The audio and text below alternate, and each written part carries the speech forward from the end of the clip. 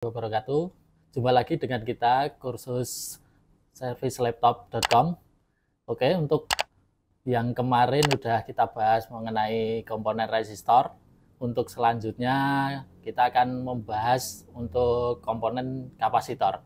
Tapi sebelum teman-teman mendengarkan atau membahas untuk kapasitor ini, bagi teman-teman yang ingin langsung mau kursus di sini, bisa hubungi di bawah ini. Oke? Nah, kita lanjut ke komponen kapasitor. Nah, kapasitor itu sendiri adalah komponen elektronika pasif yang mempunyai sifat menyimpan muatan listrik dalam waktu yang tidak lama. Secara pengertiannya kurang lebih kayak gitu. Nah, untuk gambar-gambarnya, nah di sini ada komponen-komponen, ada elko atau elektrolit kapasitor, ada kapasitor keramik. Nah, di sini juga keramik tapi SMD, yang di sini keramik tapi bentuknya untuk yang berkaki. Nah, terus di sini ada solid kapasitor yang biasa ditemukan di komputer dan mainboard yang lain. Ini ada elko yang cukup lumayan besar. Nah, ini juga ada kapasitor tantalum yang biasa nanti dipakai di laptop. Mungkin teman-teman juga udah kemarin melihat di mainboard kayak gitu. Terus jenis-jenisnya dari jenis-jenis kapasitor itu ada dua. Yang pertama ada kapasitor nonpolar atau tanpa polaritas. Nah, untuk lambangnya atau simbolnya kayak gitu. Yang kedua ada bipolar atau dua kutub. Nah, untuk lambangnya atau lambang atau simbolnya kayak gini. Nah, bedanya nanti kalau di skema yang bipolar itu ada tanda plusnya. Mungkin ada negatifnya nanti. Nah, kalau yang nonpolar itu enggak ada. Dan cenderung ini ada lambang yang sama kayak gini. Nah, ini menandakan bahwa nanti di kapasitor itu mempunyai jenis yang nonpolar. Ya gitu. Kita bahas selanjutnya untuk ini. Nah, kapasitor yang kaki-kakinya tidak punya kutub atau kapasitor jenis ini bisa dipasang bolak-balik.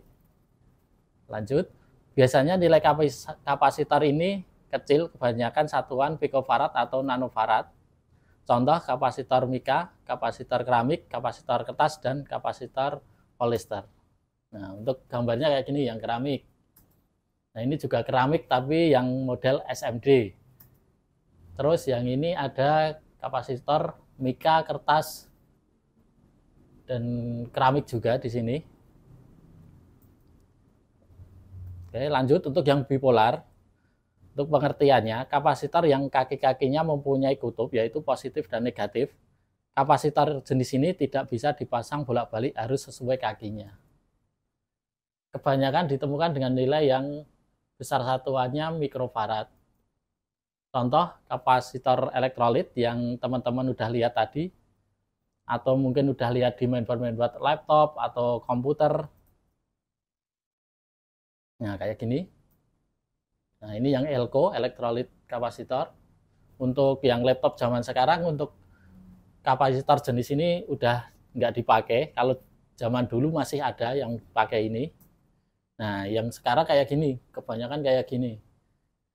Nah, karena untuk yang model-model laptop sekarang cenderung bentuk fisiknya tipis, jadi memerlukan komponen yang cukup tipis juga. Jadi banyak digunakan untuk kapasitor tantalum kayak gini. Oke, kita lanjutkan teman-teman. Nah, untuk selanjutnya, gimana kita membaca nilai dari sebuah kapasitor yang tertera di bodinya. Misal ada kapasitor tantalum dengan nilai 22 mikrofarad terus 16 volt. Nah, ini langsung bisa kita baca model yang tantalum kayak gini. Itu 330, ini 220 bisa. Ini nilainya adalah 220 mikrofarad garis miring 16 volt. Nah, artinya kapasitor ini mempunyai kapasitas 220 mikrofarad dan tegangan maksimalnya 16 volt. Jadi kalau kapasitor 16 volt dilalui tegangan yang lebih dari 16 volt, maka kapasitor itu akan rusak. Tapi kalau di bawahnya masih aman, kayak gitu. Jadi untuk kapasitor, untuk tegangan tidak boleh melebihi nilai yang tertera di bodinya. Nah, kemudian ada juga masih tantalum aja kayak gini. Ada nilainya 330, terus di sini misal D atau ada tantalum, ada nilainya EN8. Nah, kalau yang kode kayak gini, kita nggak akan bisa baca tanpa mengetahui kode-kodenya terlebih dahulu. Nah, sebelum masuk ke sini, kita buat tabel untuk data-data dari kapasitor atau nilai kapasitor. Nah, untuk kode-kode yang tertera di sini, itu kebanyakan yang keluar di laptop. Sebenarnya kode-kode itu masih banyak lagi, tapi karena tegangan di laptop itu paling besar 20 volt, kurang lebih 20 volt, maka kita hanya menuliskan yang biasa terdapat di mainboard laptop aja. Nah, sebagai contoh tadi ada yang sudah langsung kebaca, terus ada misal tantalum, ada 330D. Nah, ini artinya berarti nilainya 330 mikrofarad. Nah, D-nya berapa? Nah, di sini ada D, berarti dia atau komponen itu maksimal dilalui tegangan 2 volt. Nah, biasanya yang 2 volt kayak gini dipakai di bagian-bagian untuk sumber tegangan untuk menyuplai prosesor, chipset, dan VGA. Itu karena tegangannya di bawah 2 volt. Biasanya cuma 1 volt atau 0,8 atau 1,05. Makanya bisa pakai model kapasitor kayak gini, tantalum yang 2 volt. Ada juga misal ada kode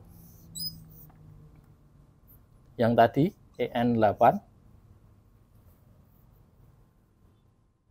Nah, kode ini nggak bisa langsung kebaca kalau nggak lihat tabel kode ini. Ada E berapa? 2,5 volt. Nah, 2,5 volt. Terus N8. N8 adalah 330 mikrofarad. Nah, caranya untuk membaca di bodi kapasitor, baik tantalum atau solid kapasitor, kurang lebihnya kayak gini. Nah, kebanyakan yang dipakai di laptop nanti cuma sampai segini.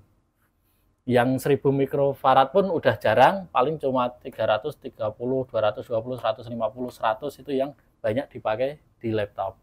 Oke, semoga teman-teman paham. Untuk selanjutnya,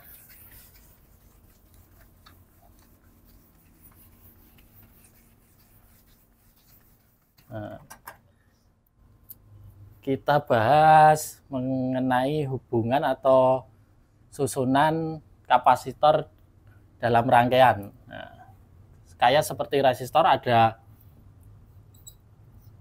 paralel, ada juga seri.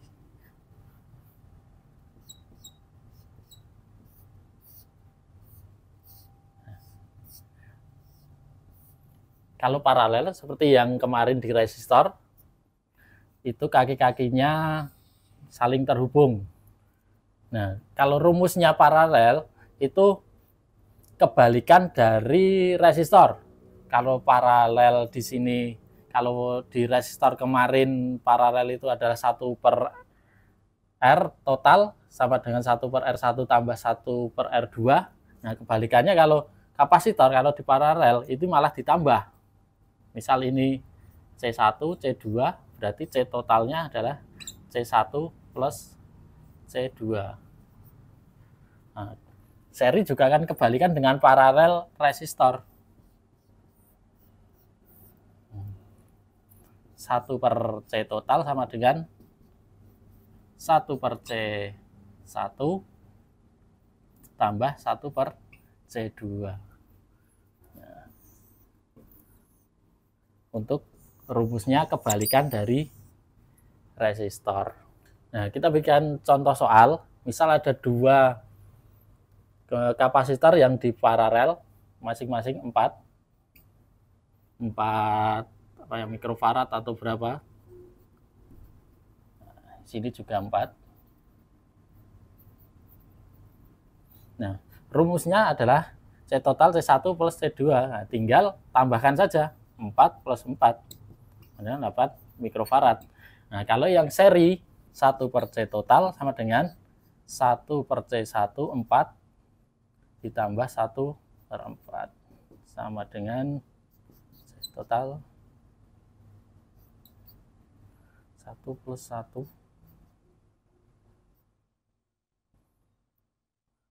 1 per C total sama dengan 2 per 4.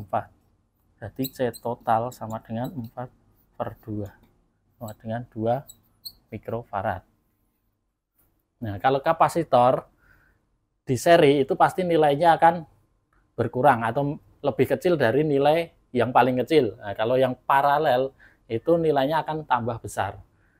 Kalau yang resistor itu kebalikannya yang kemarin. Kalau di paralel malah tambah kecil, kalau di seri malah tambah besar. Jadi nilainya akan kebalik.